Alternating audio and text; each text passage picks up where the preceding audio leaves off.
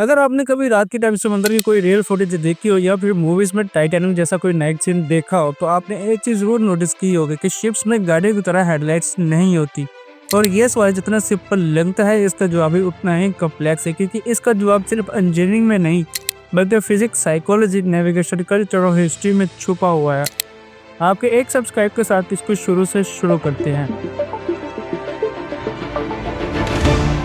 19 अप्रैल 1912 Titanic के डूबने के बाद एक हाई लेवल इन्वेस्टिगेशन टीम बिठाई जाती है, जिसका काम होता है टाइटैनिक में बच जाने वाले लोगों से इन्वेस्टिगेशन करना और पता लगाना कि आखिर हादसा क्यों हुआ। इन्वेस्टिगेशन के बाद एक शॉकिंग बात सामने आती है कि अगर टाइटैनिक के क्रू के पास एक लॉन्ग रेंज स्पॉटलाइट होती तो आइसबर्ग को पहले से ही देखकर शिप को मोड़ा जा सकता था। लेकिन ये कहानी सिर्फ टाइटैनिक की नहीं है। हिस्ट्री भर गया है ऐसी ही कहानियों से, जहां शिप्स आइसबर्ग, रोग या दूसरी शिप से टकराकर डूब गई और फिर वहीं से दोबारा पुराना सवाल उठता है कि जब कार्स के पास हेडलाइट्स होती हैं, एयरप्लेन के पास भी हेडलाइट्स होती है, तो फिर शिप्स के पास हेडलाइट क्यों नहीं होती। हेडलाइट का कंसेप्ट जमीन के लिए बना है, पानी के लिए नहीं। हेडलाइट का काम तब होता है जब रास्ता फिक्स्ड हो, सरफेस स्टेबल हो और ऑब्जेक्ट स्टैटिक हो। गाड़ी के सीन में ये तीनों चीजें स्टेबल होती है, यानी कि रोड वहीं पर रहता है, बिल्डिंग्स भी वहीं पर रहती हैं और साइन बोर्ड भी वहीं पर रहती है, मूव नहीं करता। बट समंदर में ये सब कुछ उल्टा हो जाता है। लहरें ऊपर नीचे होती है, फॉग और ह्यूमिडिटी बीम को डिफ्यूज कर देती हैं, सामने कई किलोमीटर तक डार्कनेस होती है और पानी लाइट को रिफ्लेक्ट भी करता है और चोक भी करता है। यानी हेडलाइट से सिर्फ एक इल्यूजन मिलता है जिससे तुम लोग रास्ता देख सकते हो, और समंदर इसी इल्यूजन को तोड़ देता है। मिसाल के तौर पर, अगर उस रात टाइटैनिक के पास एक बड़ी फ्लड लाइट होती या हेडलाइट होती तो शायद ये प्रॉब्लम ना होती। बिल्कुल गलत, उस टाइम पे कोई ना कोई प्रॉब्लम होती। अब सोच कर देखो, अगर उस टाइम पर टाइटैनिक के पास एक बड़ी फ्लड लाइट या हेडलाइट होती तो क्या होता। दो चीजें होती। नंबर 1, आइसबर्ग तक पहुंचने से पहले ही लाइट हवा, मॉइस्चर और फॉग में स्कैटर होकर बेकार हो जाए। नंबर 2, रिफ्लेक्शन से ब्रिज पर खड़े क्रू को ही ब्लाइंड कर देते। यानी टाइटैनिक उस टाइम आइसबर्ग से टकराने से तो बच जाता, लेकिन आगे चलकर किसी और चीज से टकरा जाता। और ये कोई थियोरेटिकल बात नहीं है। वर्ल्ड वॉर 2 के दौरान जापान ने अपने वारशिप आकाशुका पर 2 बड़ी मैसिव कार्बन आर्क हेडलाइट लगाई। आइडिया सिंपल था, दुश्मन की शिप्स को दूर से ही डिटेक्ट कर लेंगे। लेकिन हुआ क्या, जब उन्होंने ये हेडलाइट्स ऑन की तो उनका अपना शिप ही स्पॉटलाइट की तरह चमक उठा और अमेरिका ने उनकी एग्जैक्ट लोकेशन को ट्रैक करके उन्हें डिस्ट्रॉय कर दिया। यानी हेडलाइट से उन्होंने बचाया नहीं बल्कि मरवा दिया।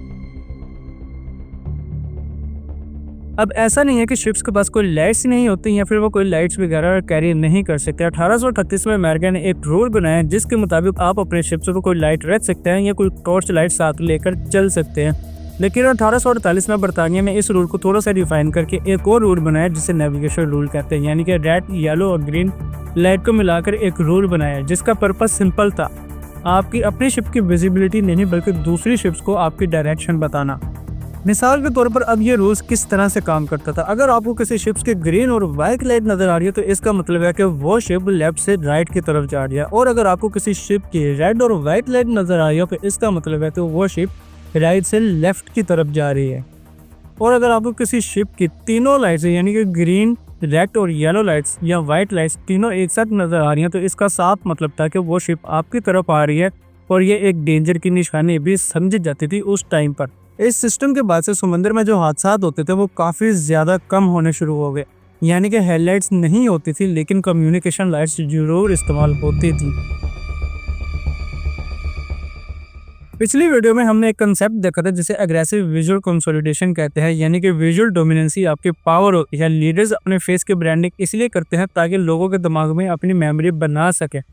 लेकिन समंदर में ये कंसेप्ट बिल्कुल काम नहीं करता। शिप्स रात में मैक्सिमम डार्कनेस ही प्रेफर करती हैं क्योंकि लाइट की रिफ्लेक्शन उन्हें ब्लाइंड कर देती है। बिल्कुल उसी तरह से अगर आप किसी अंधेरे कमरे में अपने मोबाइल फ़ोन की स्क्रीन देख रहे हो और अचानक से कमरे की तरफ देखें तो कमरा आपको पहले से ज़्यादा डार्क लगने लगता है, और रात के टाइम आंखों की नाइट एडेप्शन भी टूट जाती है। मेरीन टाइम साइकोलॉजी का एक गोल्डन रूल है, at sea darkness is your biggest visibility tool.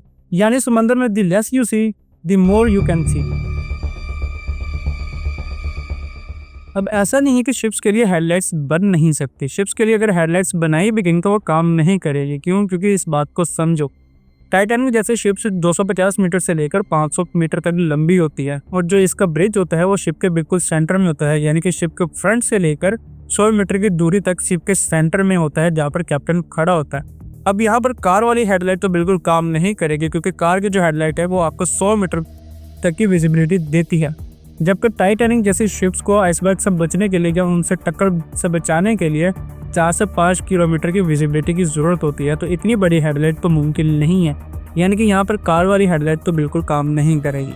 अगर इतनी पावरफुल लाइट्स लगा भी जाए तो भी मसला हल नहीं होगा, क्योंकि दूसरी शिप्स की विजिबिलिटी ख़त्म हो जाएंगी, वो ब्लाइंड हो जाएंगी, और नेविगेशन लाइट्स जो बनाई गई थी 1848 में वो बिल्कुल ख़त्म हो जाएंगी, नज़र नहीं आएंगी, जिसकी वजह से समंदर में शिप्स का एक दूसरे के साथ टकराने का जो खतरा है वो और ज़्यादा बढ़ जाएगा। यानी कि एक बड़ी हेडलाइट समंदर में किसी शिप्स के लिए सेफ्टी नहीं बल्कि डेंजर बन सकती है। अब ऐसा नहीं है कि हिस्ट्री में किसी भी सिविलाइजेशन ने इस चीज़ को यानी शिप्स की हेडलाइट्स को ट्राई नहीं किया। तकरीबन सभी सिविलाइजेशन ने शिप्स की हेडलाइट्स को ट्राई किया और सभी फेल रही, जिसका मतलब है कि ये एक मॉडर्न प्रॉब्लम नहीं है, पुरानी प्रॉब्लम है। ग्रीक शिप्स ने टॉर्च लाइट इस्तेमाल की जो कि बिल्कुल ही फेल रही, जिसके बाद इजिप्शियन ने बीकन इस्तेमाल किया जो किसी काम नहीं। इसके बाद रोमन्स ने लैंप्स यूज किए जो कि फौरन ही पानी की वजह से और ह्यूमिडिटी की वजह से बुझ जाते थे, और 90s की वारशिप्स में तो सर्च लाइट्स भी लगाई गई। हर दफा एक ही रिजल्ट निकल कर light to lights the navigator. इसलिए समंदर का डार्कनेस साइनमैटिक नहीं बल्कि फंक्शनल है। तो फिर आखिर रात के टाइम शिप्स देखते रहते हैं। इसका बहुत ही सिंपल जवाब है कि फिर शिप्स आंखों से नहीं बल्कि टेक्नोलॉजी से देखते हैं। रडार जो कि किलोमीटर के फासले से भी चीज़ को डिटेक्ट कर लेता है।